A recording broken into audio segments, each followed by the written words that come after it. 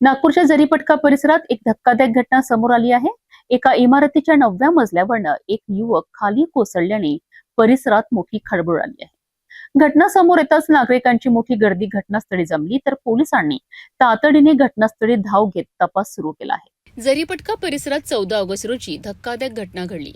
एका इमारतीच्या 9व्या मजल्यावरून एक युवक खाली पडल्याची माहिती समोर आली आहे।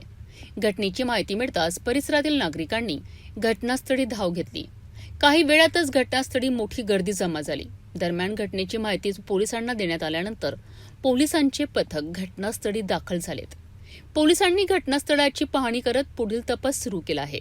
मात्र हा युवक 9व्या मजल्यावरून नेमका कशामुळे खाली पडला याचे कारण अद्याप स्पष्ट झालेले नाही। ये घटना हुई है जरीपटका अशोका बार के सामने बैंक कॉलोनी के पास।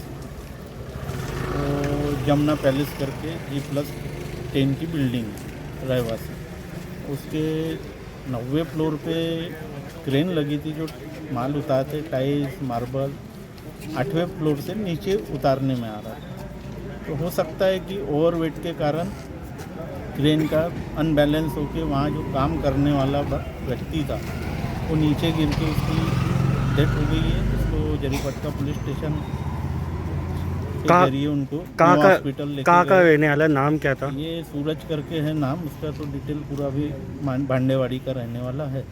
और जो लटकी हुई क्रेन थी और उस पर जो टाइल्स के टुकड़े लटके हुए थे ऊपर 8वें फ्लोर पे, उसको दूसरे मिस्त्री के जरिए ऑपरेटर के जरिए उसको व्यवस्थित नीचे उतारा गया और कॉल को क्लियर किया गया।